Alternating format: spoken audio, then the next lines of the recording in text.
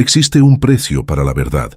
En algunas partes del mundo, ese precio no se paga con dinero, sino con sangre. Bienvenidos a Honduras, una nación de belleza sobrecogedora y de un dolor profundo, clasificada consistentemente entre los países más peligrosos del mundo, fuera de una zona de guerra oficial. Aquí, alzar la voz, defender la tierra, reportar un crimen o simplemente ser mujer puede ser una sentencia de muerte. Las estadísticas son frías, pero las historias detrás de ellas arden con la urgencia de la vida interrumpida y de la justicia negada. Este es un tema tan denso y profundo que hemos decidido dividir esta investigación en dos partes para poder darle a cada historia la atención que realmente merece. Esta es la parte 1. Si crees que estas historias deben ser contadas y que la lucha por los derechos humanos es universal, suscríbete ahora a El Relator Oscuro y activa las notificaciones. Tu apoyo es crucial, y al activar las notificaciones te asegurarás de no perderte la parte 2, donde continuaremos exponiendo esta alarmante y compleja realidad. Quédate con nosotros.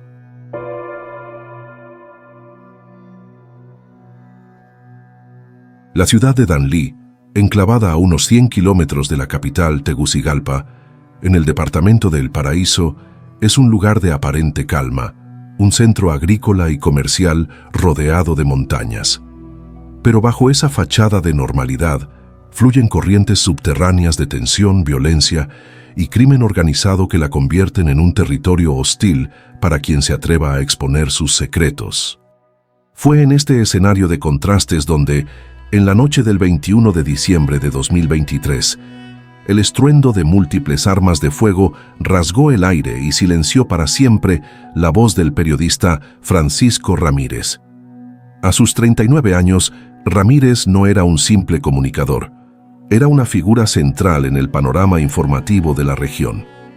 Como rostro visible del Canal 24 y colaborador del Ministerio Público, su trabajo trascendía la mera noticia para convertirse en un servicio público, una fuente vital de información para una ciudadanía sedienta de verdad.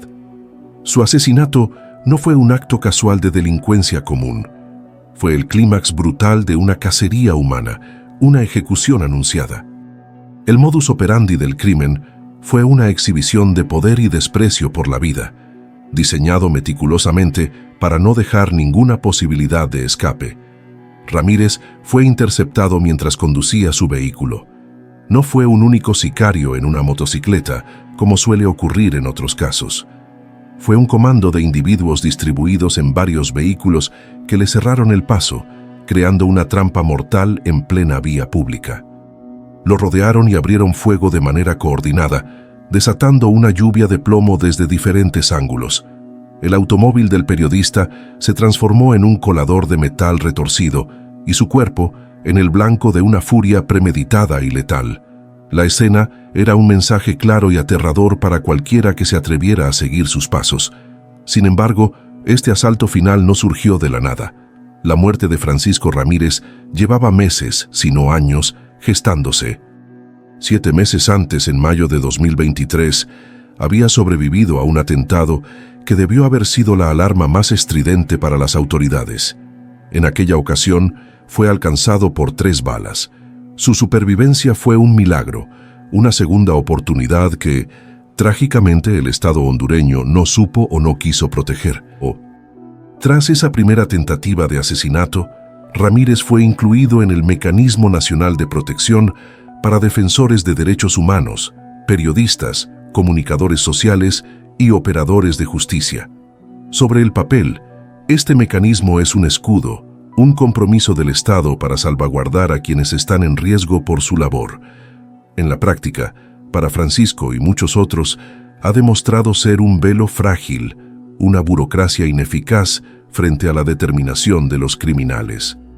Su protección se materializó en la asignación de un guardaespaldas policial, un agente que lo acompañaría en sus desplazamientos. Este valiente oficial también resultó herido en el ataque fatal de diciembre, convirtiéndose en un testigo impotente de la ejecución del hombre que debía proteger, una prueba viviente del fracaso del sistema. Por recomendación del propio mecanismo, Ramírez se vio forzado al exilio interno. Pasó meses escondido en Tegucigalpa, lejos de su hogar en Danlí, de su familia, de su red de apoyo y de su trabajo.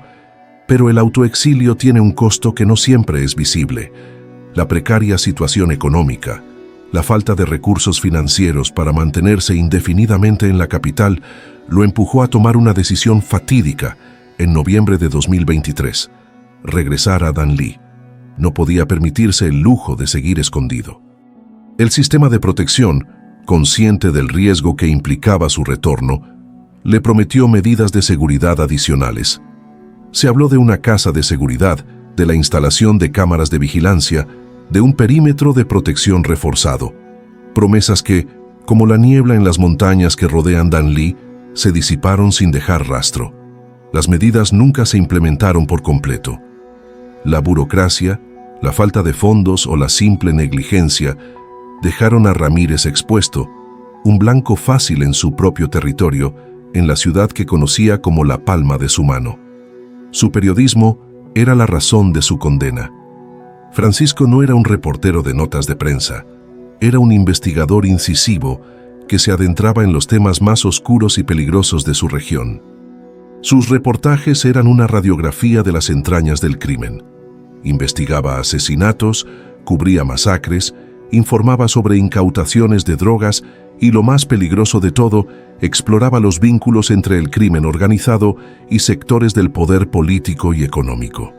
La opinión generalizada entre sus colegas, amigos y organizaciones de derechos humanos es que su trabajo periodístico fue la única causa de su muerte. Sabía demasiado y se negaba a callar. Amada Ponce, del Comité por la Libre Expresión, Sé Libre, afirmó que la orden para su asesinato probablemente provino desde una prisión, como una represalia directa por sus reportajes, demostrando el largo alcance del poder criminal. La reacción a su asesinato fue una ola de condena nacional e internacional. La Oficina del Alto Comisionado de las Naciones Unidas para los Derechos Humanos, OACNUDH, y la embajadora de Estados Unidos en Honduras, Laura Dogu, condenaron el crimen y exigieron una investigación rápida y el fortalecimiento de la protección a los periodistas. La Asociación de Prensa Hondureña, APH, y la Federación Internacional de Periodistas, FIP, se unieron al clamor, exigiendo una investigación exhaustiva que llevara no solo a los autores materiales, sino también a los intelectuales ante la justicia. Pero para sus seres queridos las condenas son un consuelo vacío.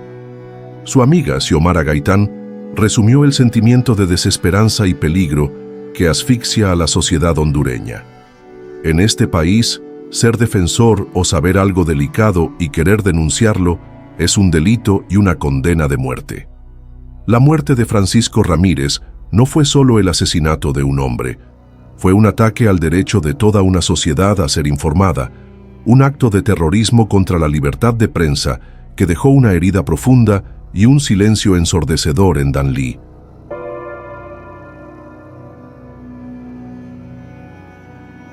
Apenas habían pasado 38 días desde que la tierra que cubría el féretro de Francisco Ramírez aún estaba fresca. El luto y la indignación en el gremio periodístico hondureño seguían a flor de piel cuando, una vez más, la violencia demostró su implacable puntualidad. El 28 de enero de 2024, la noticia de otro asesinato sacudió al país, confirmando los peores temores. Se había abierto una veda contra la prensa. Esta vez, el blanco fue Luis Alonso Teruel, un periodista y presentador que ejercía su labor en el municipio de Atima, en el departamento de Santa Bárbara, una región montañosa y rural en el occidente de Honduras. Su muerte no fue menos brutal y envió un mensaje igualmente escalofriante, especialmente a las voces críticas que operan lejos de los grandes centros urbanos, en el corazón de un país a menudo olvidado por el poder central. Teruel era el conductor de un programa de análisis y opinión política en el canal local Pecaligüe TV. En comunidades pequeñas como Atima, estos espacios son foros vitales para el debate público, lugares donde los ciudadanos pueden escuchar críticas a las autoridades locales, denuncias comunitarias y análisis que no siempre encuentran espacio en los medios nacionales. El trabajo de Teruel era, por tanto, fundamental para la democracia a nivel local, pero también lo colocaba en una posición de extrema vulnerabilidad. El modus operandi de su asesinato fue una emboscada directa y sin piedad. Teruel se desplazaba en su vehículo por una carretera del municipio cuando fue interceptado por un grupo de individuos fuertemente armados. No hubo advertencia ni diálogo. Lo obligaron a detenerse y a bajar del automóvil por la fuerza. Lejos de la mirada de posibles testigos, en la soledad de un camino rural, sus captores le dispararon a quemarropa. A pesar de la gravedad de sus heridas, Luis Alonso Teruel fue encontrado con vida. En un esfuerzo desesperado, fue trasladado de urgencia a un centro hospitalario cercano. Sin embargo, la letalidad de los proyectiles y la pérdida de sangre hicieron inútiles los esfuerzos médicos. Teruel falleció poco después de su ingreso, convirtiéndose en el segundo periodista asesinado en Honduras en menos de 2 meses, una estadística aterradora que ponía de manifiesto una crisis galopante de la libertad de expresión. La noticia de su muerte provocó una inmediata y enérgica repulsa tanto a nivel nacional como internacional. La UNESCO, la Organización de las Naciones Unidas para la Educación, la Ciencia y la Cultura, a través de su directora general, Audrey Azoulay, emitió una condena formal. «Condeno el asesinato de Luis Alonso Teruel», declaró Azoulay, instando a las autoridades hondureñas a llevar a cabo una investigación completa para que los responsables de este crimen no quedaran impunes. Este llamado desde una de las más altas instancias internacionales subrayaba la gravedad del ataque. En Europa, la Federación de Asociaciones de Periodistas de España, FAPE, y la Federación Internacional de Periodistas, FEIP, la organización de periodistas más grande del mundo, unieron sus voces para condenar el asesinato y exigir justicia. Estas organizaciones destacaron que la muerte de Teruel no era un hecho aislado, sino parte de un patrón sistemático de violencia contra los comunicadores en América Latina, con Honduras como uno de sus epicentros más mortíferos. Dentro de Honduras, la Asociación de Prensa Hondureña, APH, reaccionó con una mezcla de dolor y furia. Exigieron a la Policía Nacional y al Ministerio Público una pronta, exhaustiva e independiente investigación, haciendo hincapié en la necesidad de capturar no solo a los sicarios que apretaron el gatillo, sino también a los autores intelectuales que ordenaron el crimen.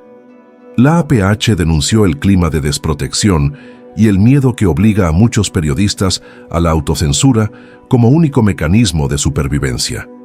La Relatoría Especial para la Libertad de Expresión, RELE, de la Comisión Interamericana de Derechos Humanos, CIDH, también se pronunció condenando la violencia y recordando al Estado hondureño su obligación de garantizar la seguridad de la prensa como pilar fundamental de la democracia. La muerte de Teruel en Atima reveló una faceta particularmente cruel de la violencia contra periodistas en Honduras: la vulnerabilidad de quienes trabajan en zonas rurales. Lejos de la relativa visibilidad de Tegucigalpa o San Pedro Sula, los comunicadores locales como él a menudo investigan disputas de tierras, corrupción municipal, actividades del narcotráfico a pequeña escala o abusos de poder de caciques locales. Sus denuncias, aunque de alcance local, afectan directamente a poderosos intereses económicos y criminales que no dudan en usar la violencia para silenciar cualquier crítica. El asesinato de Luis Alonso Teruel fue un golpe devastador para la comunidad de Atima y un recordatorio sombrío para todos los periodistas de Honduras de que ninguna región es segura y que el precio por informar la verdad puede ser, literalmente, la propia vida. Su caso, sumado al de Francisco Ramírez, dibujaba un panorama desolador para el periodismo hondureño a inicios de 2024, un año que ya se perfilaba como uno de los más sangrientos para la prensa en la historia reciente del país.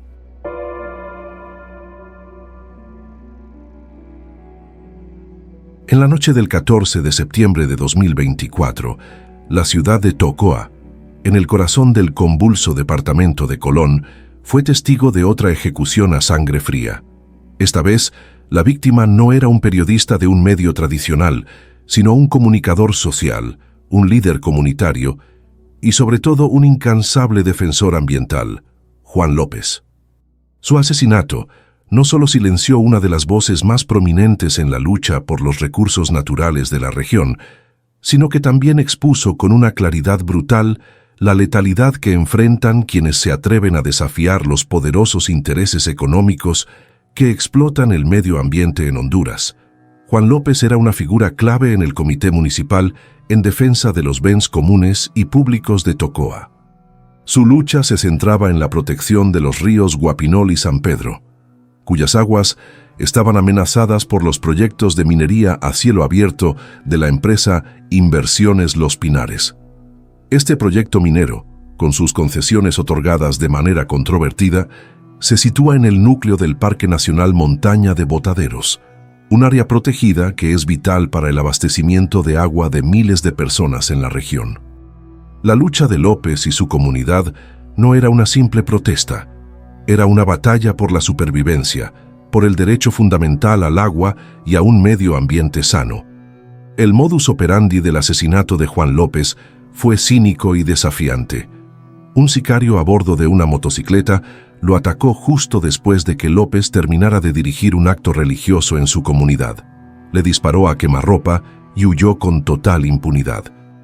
Lo más escalofriante de la escena es que el asesinato ocurrió a pesar de la presencia de una multitud en eventos cercanos, incluyendo una feria patronal.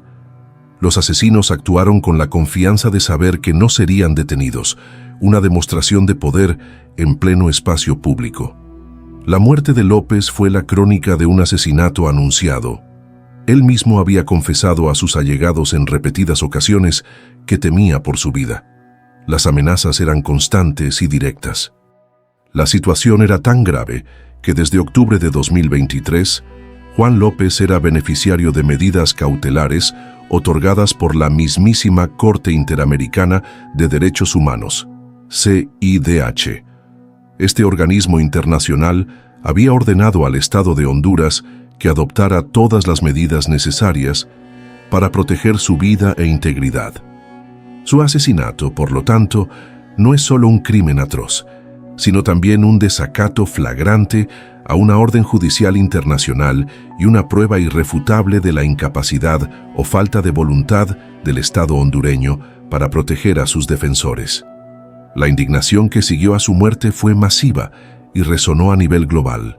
La propia CIDH condenó enérgicamente el crimen, recordando al Estado su responsabilidad incumplida. Amnistía Internacional se unió al clamor, instando a las autoridades a garantizar una investigación independiente y justicia para López y a implementar de una vez por todas un protocolo efectivo para investigar ataques contra defensores de derechos humanos. Organismos como el Observatorio para la Protección de los Defensores de Derechos Humanos y Frontline Defenders expresaron su consternación y exigieron que los responsables materiales e intelectuales fueran llevados ante la justicia. Sin embargo, a nivel local, la confianza en las autoridades es nula. El Comité Municipal en Defensa de los Bens Comunes y Públicos de Tocoa emitió un comunicado devastador, expresando su total desconfianza en las autoridades locales, a las que acusan abiertamente de complicidad y connivencia con la empresa minera y en la persecución sistemática de los activistas. Para ellos, pedir justicia a las mismas instituciones que los criminalizan y persiguen es una amarga ironía. Exigieron una investigación independiente, liderada por organismos internacionales, como única vía posible para alcanzar la verdad. El conflicto en Tocoa es un microcosmos de una problemática que azota a toda Honduras. Proyectos extractivos, tanto mineros como hidroeléctricos o agroindustriales, son aprobados sin la consulta previa, libre e informada de las comunidades afectadas, como lo exige la legislación internacional. Cuando las comunidades se organizan para defender sus tierras y recursos, son estigmatizadas, acusadas de ser enemigas del desarrollo y finalmente criminalizadas. El caso de los 8 de Guapinol, compañeros de lucha de Juan López que pasaron más de 2 años en prisión preventiva por cargos infundados, antes de ser absueltos, es el ejemplo más claro de esta estrategia de persecución judicial. El asesinato de Juan López es el último y más trágico eslabón de esta cadena de violencia. Se produce en un contexto en el que el valor monetario de los recursos naturales se antepone sistemáticamente al valor de la vida humana.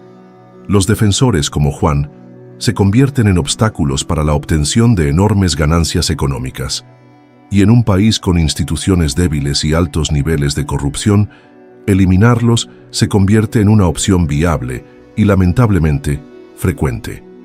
Su muerte no solo deja un vacío inmenso en su familia y su comunidad, sino que también se convierte en un símbolo desolador del peligro extremo que enfrentan los defensores ambientales en Honduras, uno de los países más mortíferos del mundo para ejercer este tipo de activismo.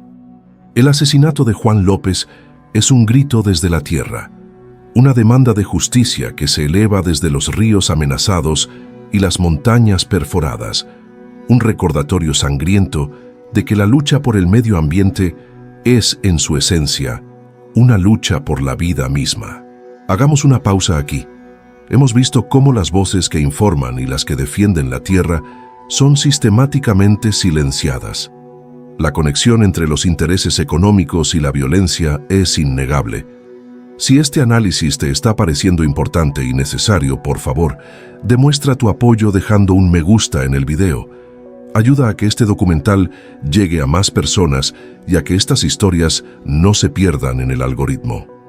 Continuamos, porque la violencia en Honduras tiene también un rostro de género, y es uno de los más crueles.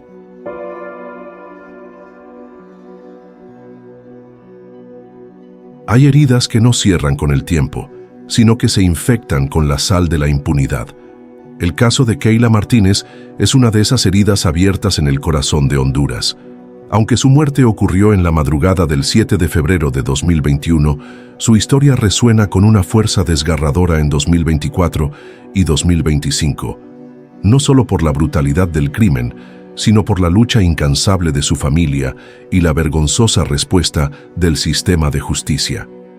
Keila era una joven estudiante de enfermería de 26 años, llena de sueños y con una vocación de servicio.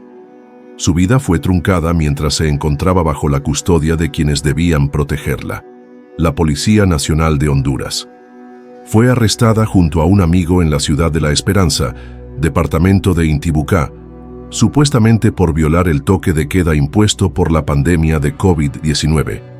Fue llevada a una celda policial y horas más tarde fue declarada muerta. La versión inicial de la policía fue un intento burdo y cruel de encubrimiento. Afirmaron que Keila se había suicidado dentro de la celda utilizando su propio suéter. Esta narrativa fue difundida rápidamente, un intento de culpar a la víctima y cerrar el caso. Sin embargo, la verdad era mucho más oscura y violenta. El modus operandi real, revelado por la autopsia médico-legal practicada por el Ministerio Público, fue un homicidio. El dictamen forense fue contundente. La causa de muerte fue asfixia mecánica. Keila no se había quitado la vida, alguien se la había quitado. Este hallazgo transformó el caso de una tragedia personal en un emblema nacional de la violencia de género y la brutalidad policial. Keila Martínez se convirtió en el rostro de las miles de mujeres asesinadas en Honduras y en un símbolo de la desconfianza profunda de la ciudadanía hacia sus fuerzas de seguridad. La lucha por la justicia ha sido un calvario para su familia. En 2025, años después del crimen, el caso sigue atrapado en los laberintos de un sistema judicial que parece diseñado para proteger a los suyos. El único acusado, el policía Harold Rolando Perdomo, fue condenado, pero no por femicidio, que era la acusación que sostenían la familia y las organizaciones de derechos de la mujer. Fue sentenciado por homicidio simple, con dolo eventual, una calificación legal que reduce significativamente la pena y que, para muchos, ignora el componente de género del crimen. La decisión del tribunal fue vista como una bofetada, una forma de minimizar la violencia ejercida contra Keila por su condición de mujer, mientras estaba en un estado de total indefensión en una celda del Estado. En respuesta a esta sentencia, el Ministerio Público, presionado por la incesante campaña de la familia y las organizaciones, presentó un recurso de casación ante la Corte Suprema de Justicia. El objetivo es anular la sentencia por homicidio simple y lograr que se realice un nuevo juicio donde Perdomo sea juzgado por femicidio agravado. Este recurso, pendiente de resolución en 2025, representa la última esperanza de la familia para obtener una justicia que refleje la verdadera naturaleza del crimen. La reacción popular y la lucha de la familia han sido el motor que ha impedido que el caso de Keyla caiga en el olvido. Su madre, Norma Rodríguez, se ha convertido en una de las voces más poderosas y valientes de Honduras. De ser una madre de familia, se transformó en una defensora de derechos humanos, liderando marchas, vigilias, plantones frente a los tribunales y conferencias de prensa. Con el retrato de su hija en el pecho, Norma ha recorrido el país y ha llevado su reclamo a instancias internacionales, negándose a permitir que el nombre de Keyla se convierta en una cifra más. Su lucha no es solo por su hija, es por todas las mujeres de Honduras. No nos dejen solas, ha suplicado en repetidas ocasiones, temiendo que el desgaste del tiempo y la falta de recursos económicos para sostener la batalla legal terminen por ahogar su grito de justicia. Organizaciones como la Red Nacional de Defensoras de Derechos Humanos en Honduras, el Centro de Derechos de Mujeres, CDM, y Amnistía Internacional han denunciado el caso como un ejemplo paradigmático de las fallas sistémicas de la justicia hondureña. Señalan que la impunidad en los casos de femicidio supera el 90%, creando un ambiente donde los agresores actúan con la certeza de que no serán castigados, especialmente cuando son agentes del Estado. El caso de Keyla Martínez es un espejo que refleja las peores facetas de la sociedad hondureña. Un machismo estructural que deriva en violencia letal, una fuerza policial que abusa de su poder y un sistema de justicia que, en lugar de ser un refugio para las víctimas, a menudo se convierte en un cómplice más de la impunidad.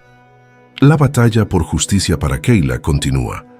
Un recordatorio constante de que mientras no haya una condena ejemplar, el mensaje que envía el Estado es que la vida de una mujer en Honduras tiene muy poco valor.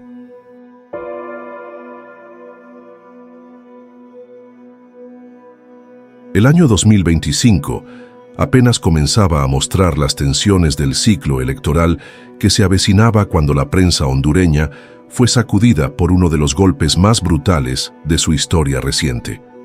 El domingo 1 de junio de ese año quedó marcado en el calendario como un día particularmente sombrío, una jornada negra en la que 2 periodistas fueron asesinados en puntos distantes del país en un lapso de menos de 24 horas. Estos crímenes simultáneos no solo duplicaron el dolor y la indignación, sino que encendieron todas las alarmas sobre la escalada de violencia y el clima de intimidación que amenazaba con asfixiar la libertad de expresión en un contexto político ya de por sí polarizado. El primer ataque ocurrió en Santa Rosa de Copán, una ciudad colonial en el occidente del país. La víctima fue Javier Antonio Hércules Salinas, un reportero de 51 años que trabajaba para el canal local A Todo Noticias. Hércules era también taxista, un segundo oficio común entre los periodistas de zonas rurales para poder sostenerse económicamente, lo que evidencia la precariedad financiera en la que muchos ejercen su labor. El modus operandi de su asesinato fue una ejecución selectiva y despiadada. Fue acribillado a tiros dentro de su propio taxi. Los asesinos lo atacaron mientras trabajaba en su vehículo, el mismo que usaba para ganarse el pan y para reportar las noticias de su comunidad. La ironía más cruel de su muerte es que Javier Hércules Salinas estaba, teóricamente, bajo la protección del Estado. Había sido incluido en el mecanismo de protección desde que fue víctima de un secuestro en 2023. El hecho de que fuera asesinado, a pesar de estar bajo la tutela del Estado, fue una demostración devastadora de la ineficacia, una vez más, de este sistema. Su muerte probó que el escudo estatal era de papel incapaz de detener las balas de quienes habían decidido silenciarlo para siempre. El mensaje era aterrador. Ni siquiera con medidas de protección oficiales, un periodista estaba a salvo en Honduras. Mientras el gremio periodístico en Copán apenas comenzaba a procesar el horror del asesinato de Hércules, a 450 kilómetros de distancia, en la ciudad de Juticalpa, departamento de Olancho, la violencia cobraba otra vida. En la madrugada de ese mismo domingo, el cronista deportivo Carlos Gilberto Aguirre, de 68 años, fue asesinado de una forma particularmente salvaje. Aguirre, una voz muy conocida y querida en la región por su trabajo en Radio Oro Estéreo, no fue simplemente baleado. Su muerte fue un acto de saña extrema. Primero fue atropellado por un vehículo y, una vez en el suelo, indefenso, fue apuñalado repetidamente hasta morir. El modus operandi, en este caso, sugiere un nivel de odio personal o un mensaje de brutalidad extrema. La combinación de atropello y apuñalamiento buscaba no solo matar, sino aniquilar, infligir el máximo sufrimiento posible. Los asesinatos casi simultáneos de Hércules y Aguirre, en dos extremos del país, conmocionaron a la nación y generaron una ola de pánico entre los periodistas. No parecía una coincidencia. Organizaciones de libertad de expresión y derechos humanos vieron en este doble crimen un patrón deliberado de intimidación, exacerbado por la creciente tensión del período preelectoral. En Honduras, los años electorales son históricamente sinónimo de un aumento de la violencia política, y la prensa crítica suele convertirse en uno de los principales objetivos. Organizaciones como la Asociación por la Democracia y los Derechos Humanos, ASOPODEHU, emitieron pronunciamientos enérgicos, calificando el día como una jornada negra para la prensa y exigiendo al Estado acciones urgentes y efectivas. El clamor era unánime. Se necesitaban investigaciones rápidas, transparentes e independientes que no se limitaran a buscar a los sicarios, sino que tuvieran el coraje de identificar y procesar a los autores intelectuales, quienes quiera que fueran.